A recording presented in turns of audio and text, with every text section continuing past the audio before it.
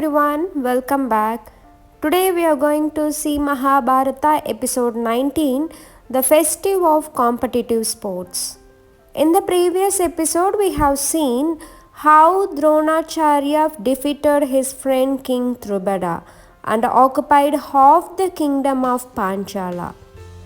Meanwhile, the Kauravas and Pandavas finished their training under Dronacharya and returned to Hastinapur. In this episode, we are going to see how Kauravas and Pandavas displayed their talents and learned skills, which was trained by the great Acharya Drona. Thus, the Kauravas and Pandavas princes had returned to Hastinapur. Bhishma, Vidura, Gandhari and Kunti gave them a warm welcome. Kunti was overwhelmed to see the children grown into healthy and powerful adults. Gandhari hugged her sons and blessed them. After the religious rituals, the princes were led into the palace. Soon, a great festival of competitive sports were held in honor of the young princes. The citizens gathered in the palace grounds to watch the event. Our young princes have mastered the various forms of martial arts and warfare, said one man. Yes, friend, nodded the other. They have been trained by the great Acharya Drona. Today, they will display their skill and talent. Bhishma, Dhritarashtra, Gandhari, Kunti, Vidura, Kripacharya and many others graced the auspicious occasion with their presence. Dronacharya himself was present to judge and reward the best candidate. One by one, the princes came forward and exhibited their skills. Yudhishthira was a skilled charioteer. Duryodhana and Bhima were masters of mace fighting.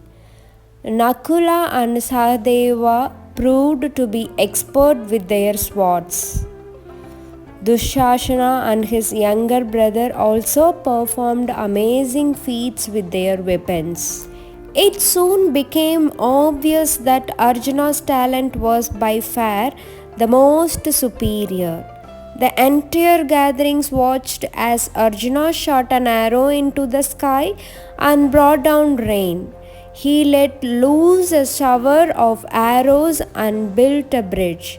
He shot out fiery arrows which produced water from their tips. Arjuna attracted the most cheers and applause. Drona was highly impressed and was just about to announce Arjuna's name as the best sportsman, when suddenly a voice called out loudly, "Don't be so hasty in declaring the best sportsman." Everyone turned in the direction of the voice.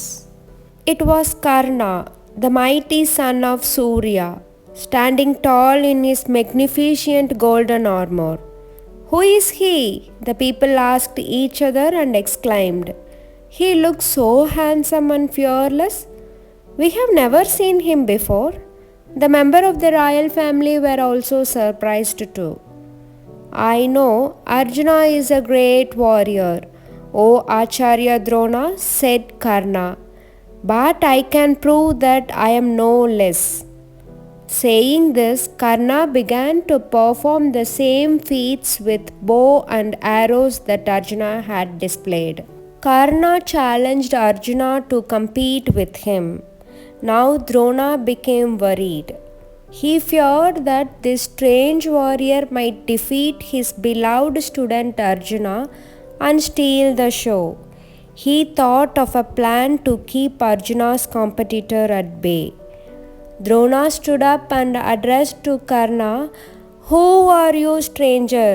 How dare you challenge Prince Arjuna without disclosing your identity?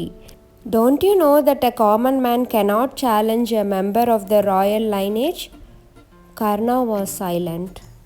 Drona again asked, "Which royal family do you belong to?" Are you a prince? Arjuna is a prince. He can only compete with another prince. Tell us who you are. Karna continued to remain silent. At this, the jealous Duryodhana saw a great opportunity to humiliate Arjuna. I am sure this strange warrior can defeat Arjuna, he thought. So he stood up and shouted, Wait, Acharya Drona, I have something to say. He then walked up to Karna and smilingly placed his arm around Karna. Karna was surprised. Duryodhana turned to Drona and said, What disqualifies this brave man from challenging Arjuna? Is it his lack of royalty? If so, then I have an announcement to make. Saying this, Duryodhana removed a silk cloth from his attire and slung it around Karna's shoulder. Listen, all of you present here, he said. I hereby crown this young man as the king of Anga, the province that is under my rule. I have the right to nominate anyone I chose as the ruler of Anga, and so I have chosen this brave and skillful warrior. From now on, he shall be my best friend. He then smiled at Karna and said, You are now qualified to fight Arjuna, O king of Anga. Karna was filled with deep sense of love and gratitude towards Duryodhana. For this kind gesture, O friend, said Karna, I shall ever be loyal to you. Come, what may, this humble Karna shall always be at your side. As all this was happening, Adhiratha, Karna's foster father, entered the assembly. Karna bowed down and touched Adhiratha's feet. Your son is now king, father, said Karna. Bless me. My blessings are always with you, my son, said Adhiratha. As soon as the Pandavas heard this, they burst into laughter. A charioteer's son? Ha ha ha ha. Bhima mocked at Karna. A charioteer's son becomes king of Anga? What a joke. You are fit only for driving a chariot, young man, and not for ruling a province. Give up your dream of competing with Arjuna. Ha ha ha ha. Karna felt humiliated, but could do nothing about it. Duryodhana once again came to his support. Hold your tongue, Bhima, he shouted. Karna may be a charioteer, but he has proven that he is a better warrior than any of you. I am sure he will prove to be a wise ruler as well. So saying, Duryodhana asked Karna and Adhiratha to board his chariot. The three then rode out of the ground. Meanwhile, Kunti has recognized Karna, seeing his golden armor and earrings. He is my son. Shurya gifted me, she thought, the one I had abandoned many years ago. What injustice that the son of Shurya is become mocked at, and I am in no position to call him my son. The hapless mother could not bear the distress and fainted down. By this, the episode ends.